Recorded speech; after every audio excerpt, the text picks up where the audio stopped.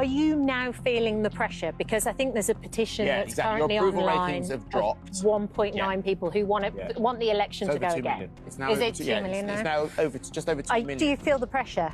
Look, I remind myself that very many people didn't vote Labour at the last election. I'm not surprised that many of them want a rerun. That isn't how our system works. What if signing a petition could result in your arrest? It's a chilling thought, isn't it? Unfortunately, many people fear that this is precisely what could occur under Kier Starmer's leadership. Recently, there has been growing speculation that Starmer might endorse the idea of police detaining citizens who have the audacity to sign a petition calling for his resignation. This petition, which has amassed over 2 million signatures, is a powerful expression of discontent, signaling that millions are dissatisfied with his leadership. Rather than responding to this urgent plea for change, reports suggest that Starmer is prepared to treat those who signed the petition as criminals. This is not merely unacceptable, it poses a serious threat to the very foundations of our society. And let me also say to large social media companies and those who run them, violent disorder clearly whipped up online, that is also a crime. It's happening on your premises, and the law must be upheld everywhere. That is the single most important duty of government.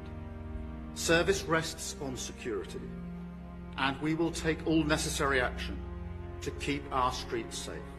It's difficult not to feel utterly confused when observing how all of this contradicts the genuine issues that everyday people encounter. How can a government profess to prioritize the welfare of society while ignoring crime and instead concentrating on stifling free speech? It's truly shocking. Over 2 million individuals have signed a petition calling for his resignation, yet Starmer appears to be ignoring their concerns. He has dismissed the petition as inappropriate, expressing disdain and asserting that it would have no impact. What have I started? A little bit unsure, to be honest. But I'd like to think I'll give people the voice that they've to express what they feel at the moment. So is it because you picked it up from the men and women in your pub? Where did you get the idea from? What did you tap into, this level of dissatisfaction? Not just people within the pub industry, just small businesses in general. Was extremely concerned about the way that the budget was rolled out, about the way he was lied to for him to get into power. And it was a bit of a collective, really, of opinions, thinking, do you know what? Why should we sit back and take it? Why should we sit back and be lied to? So let's see how we can change it. Bye. These dismissals are not only frustrating, they evoke genuine anger. When over 2 million citizens openly voice their discontent with the current leadership, and their opinions are dismissed as insignificant, one can't help but wonder, does Starmer truly care about the people? By disregarding this significant public outcry, it sends a troubling message that the public's right to be heard is being undermined. Is it really so difficult to understand that people are yearning for change? Am I expecting too much from a government that should be open to listening? Mr. Speaker, he's not fixing any foundations, he's making everything worse. The whole House would have heard him refuse to repeat the Chancellor's pledge, a pledge as worthless as the manifesto promises that he's talking about. If he is fixing foundations, why is it that the PMI index shows that business confidence has crashed since the budget? Mr. Speaker, we're fixing the foundation. We've got record investment into this country. But she talks about tax rises. Mr. Speaker, 2 weeks ago, she stood there and said that she wanted all the investment, all the benefits of the budget, but she didn't know how she was going. Since Starmer took office, he has made numerous promises, but unfortunately, many of them have remained unfulfilled. His most significant failures have manifested in damaging policies that have severely impacted the working class and vulnerable populations. The cut to winter fuel allowances has dealt a harsh blow to pensioners, forcing them to struggle for survival in order to avoid freezing during the harsh winter months. These benefits were meant to provide support for older individuals who dedicated their lives to serving the country, but instead, they serve as a cruel reminder that their needs have been overlooked under Starmer's leadership. Additionally, the new inheritance tax policy has adversely affected farmers who are already battling to keep their businesses afloat.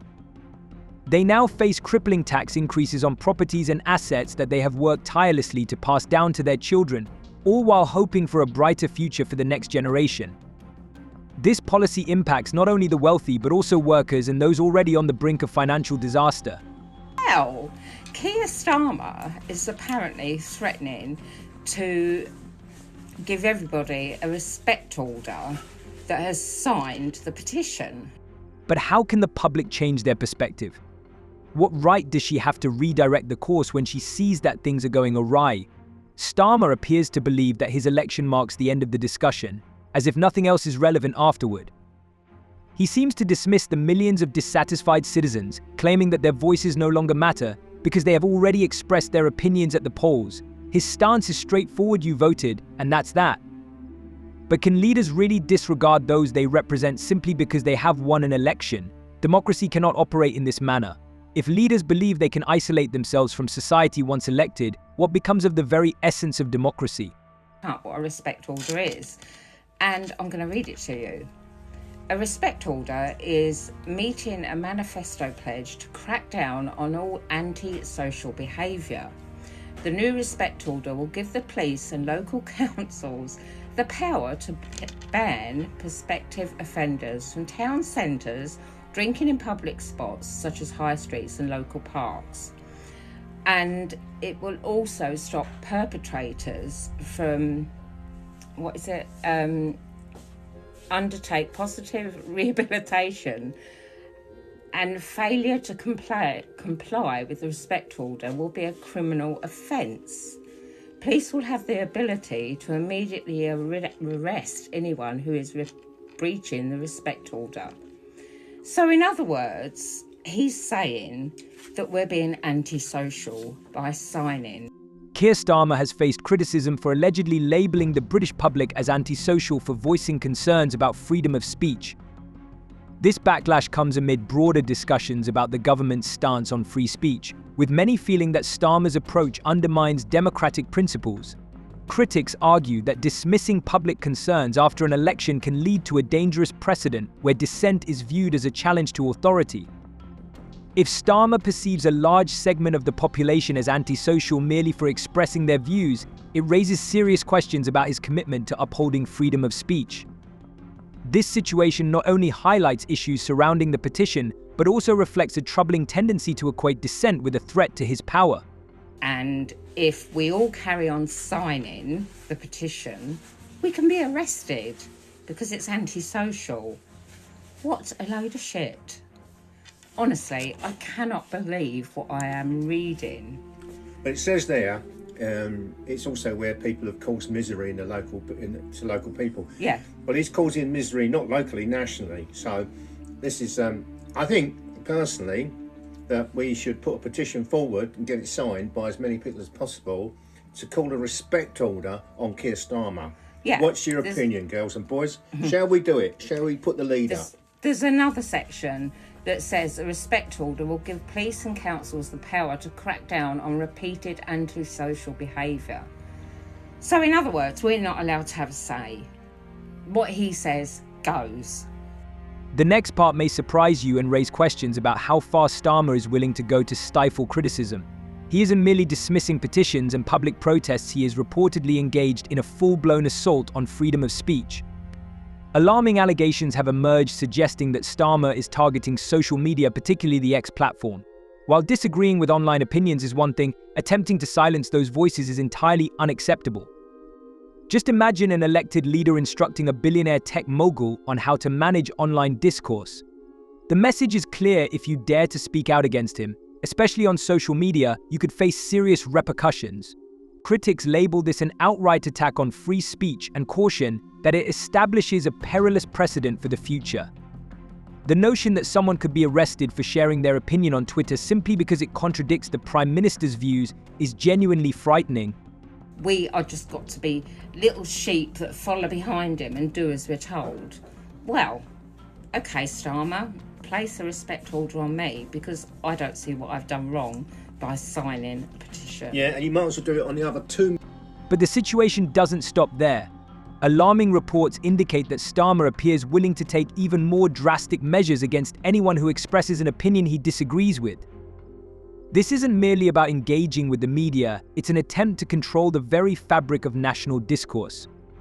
A government that stifles freedom of speech isn't just neglecting its citizens, it's trying to silence them by undermining their right to vote. We must prioritize what truly matters, protecting individuals. Instead of tackling the issue of rising crime in the UK, Starmer seems more focused on curbing freedom of speech and dissent. His administration appears to prioritize silencing protesters over apprehending actual criminals. While the UK grapples with significant challenges, including increased violence and looting, Starmer's team seems to expend more effort on suppressing opposing voices than on addressing these urgent problems. What are your thoughts on this video? Share your opinions in the comments and see you later.